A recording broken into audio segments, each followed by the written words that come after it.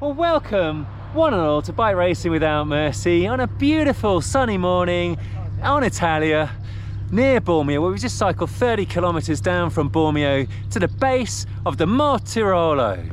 11 kilometers, 11% average gradient. It's the tough route. Paul Hamblett and Tony Cope persuaded me to do this against my better judgment, but let's see how we go. We're going to hit it hard. Gels have been consumed. Mortirolo, here we go. I'm going to ride myself into the climb. Oh my word. Look at the vistas behind us. Tony Cope appears to be letting the effort come to him for once. Following a detailed reconnaissance consisting of looking at the average gradient on the Strava segment, we knew only that this climb should be paced prudently. However, with the benefit of slogging up it, I can report that the profile of the ascent is very much more sinister than Strava indicates, and can be broken down into the not very digestible segments as follows. Moderate steep. Steep. I want my mummy steep. Please God, let this end steep. Didn't you hear my desperate cry for help, God steep? Feels shallow, but very much isn't.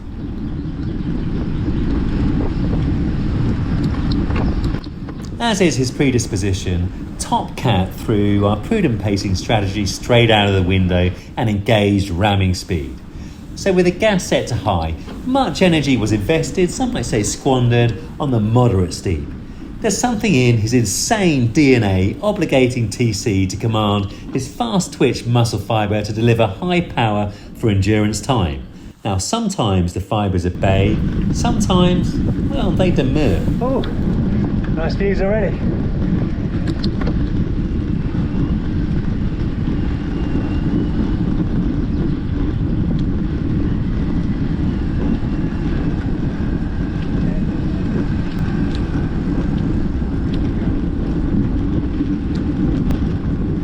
On reflection, it's probably best to use the first couple of Ks to settle in. Maintain a little bit of reserve for when it counts. Because lurking up the road in the heart of the forest, as you're going to see, the Mortirolo unleashes its arsenal of relentless perpendicular gradients for distance. This is a very, very special lump of geology, tarmac and hairpins. It's a 32 hairpins.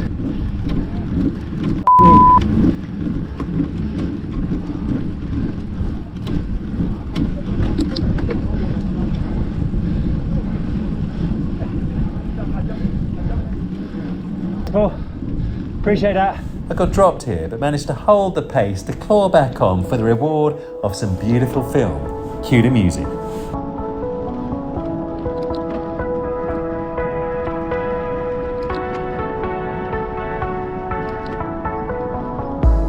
Back with you. But at what cost?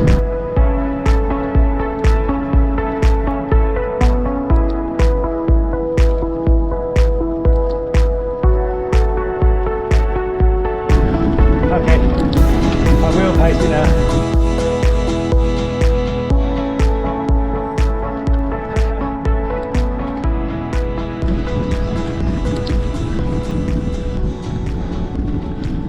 In the background there, the San Matteo Church.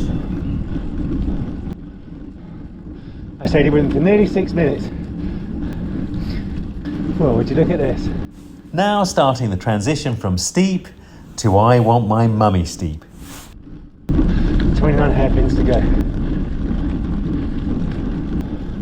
Vincenzo Nibali has the KOM at 41 minutes. This is going to be hard.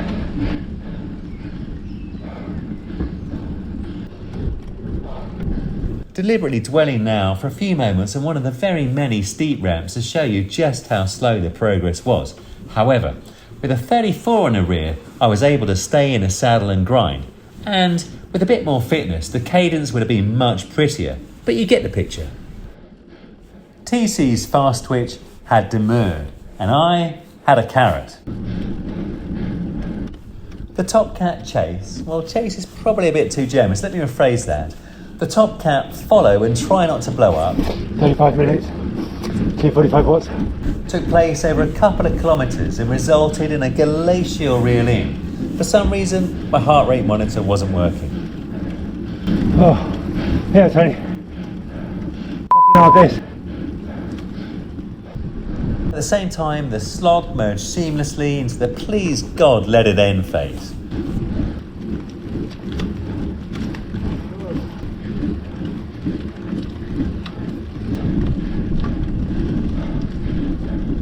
Please God let it end steep was now well in play. However, we did get the occasional glimpse of the nirvana that is Lombardy. How much further we got? How much further? 5.8. Sorry? 5.8. Okay, 5.8. Yeah. You see here from the chart that we're in the 5 kilometres of the climb that is relentlessly steep, affording the cycling aficionados an exquisite purgatory.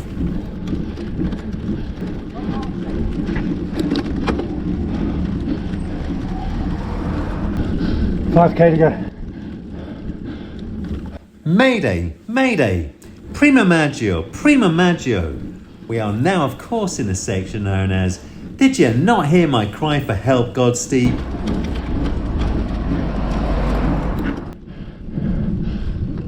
But as for all things Italian, whether temperamental, dilapidated or prone to unreliability, as always I find myself stepping back and saying, but just look at it. Relentless steep and glimpses of Italian style, stile Italiano.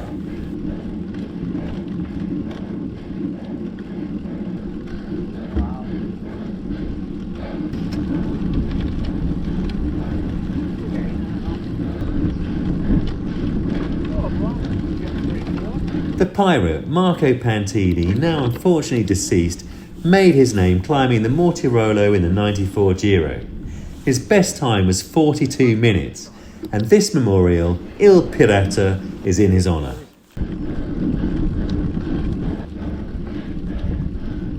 Oh. With this right-hand turn comes the sanctuary of the feels shallow but isn't section. The tarmac is also very much improved, and I think the sensation is not unlike the cruising section on Hard Knot Pass. It's still a challenge, but it feels relatively flat after the horror of what went before.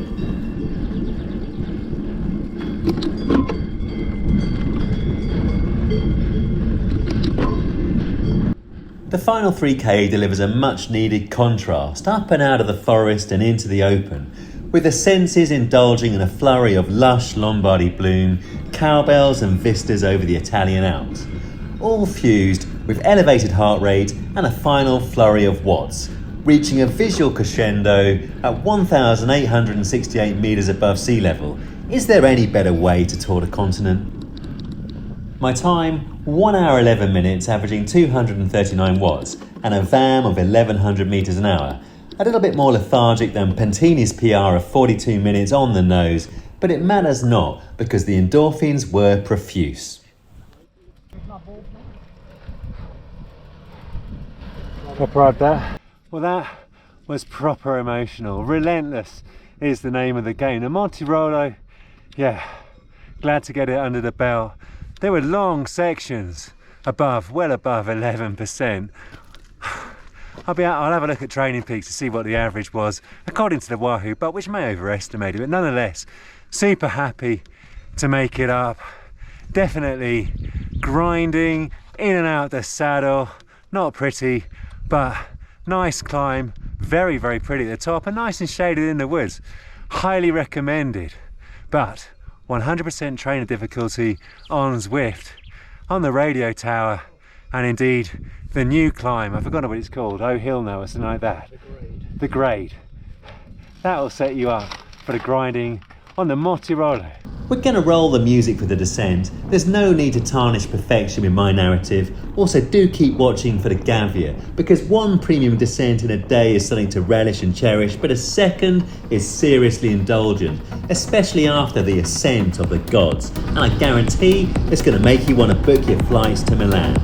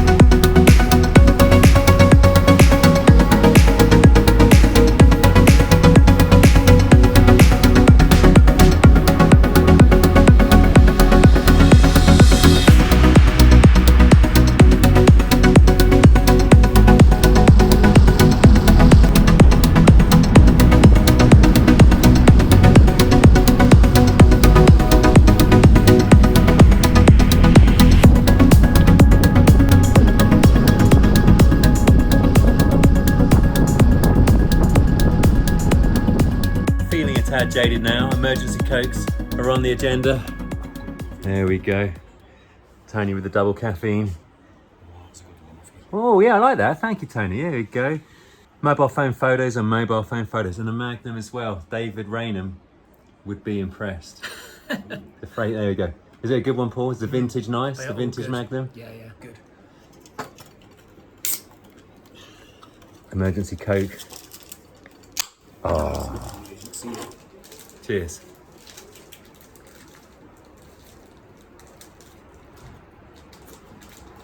Oh, I never did emergency Coke taste so good. And the Mortirolo just adds a certain something to the emergency Coke. In 2023, I descended the Gavia from the other side, starting Bormio during the Haute Route Dolomites. Link to the videos at the end of this one. And it was a very special descent afterwards, and therefore a climb on my wish list, and it didn't disappoint. On the back of the Mortirolo, Passo Gavia is not trivial. 16.1 kilometres, 1,318 metres of elevation at 8.8%.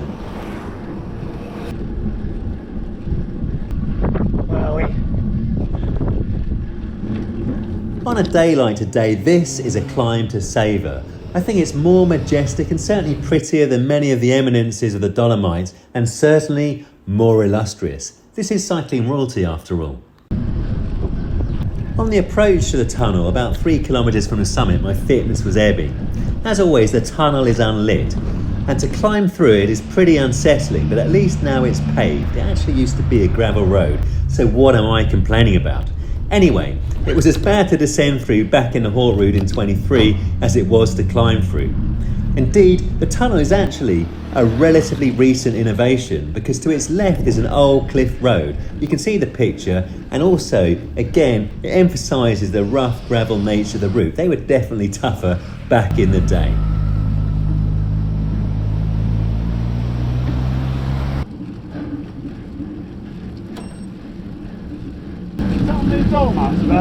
Yeah.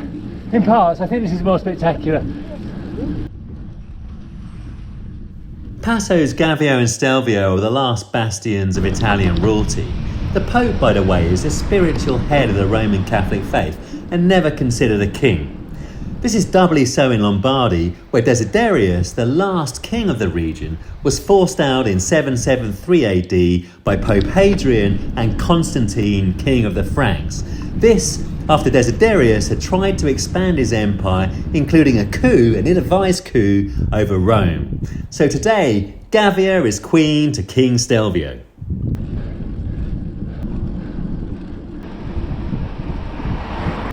As we factor in on the summit, 2,621 metres above sea level, Queen Gavia receives us gracefully, notwithstanding the fact that we're still dressed in her lycra. And as you're going to see, she provides high-class civilised hospitality. Unlike the king, this is not the grid reference to acquire a fridge magnet and a burger. The top of the Stelvio can feel a little bit commercial.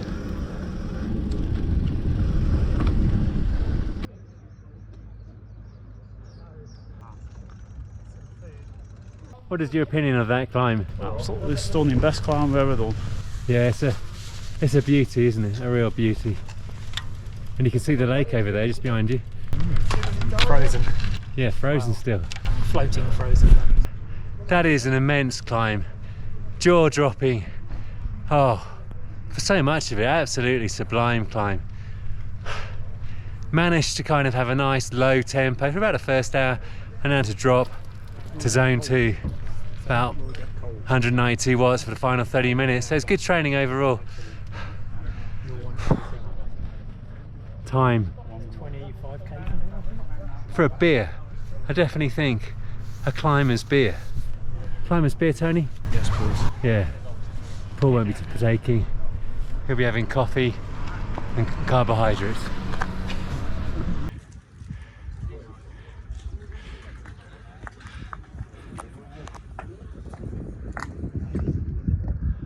Quite a spot for a picnic. And how are the Calononi? What is it? Caloni? No, we'll call it a pastry. Yeah, the pastries. I'm away with the fairies. All kinds. of salt stage. Yeah. Actually, they're very good on your shoulders. Clavicle area. Yeah, clavicle. Nice. Paul's got the anatomy beautifully. Gelato and beer will come a little bit later. Yeah. And now for the second premium descent of the day. Time to roll the music and afterwards fire up your Skyscanner app and book your flights to Milan.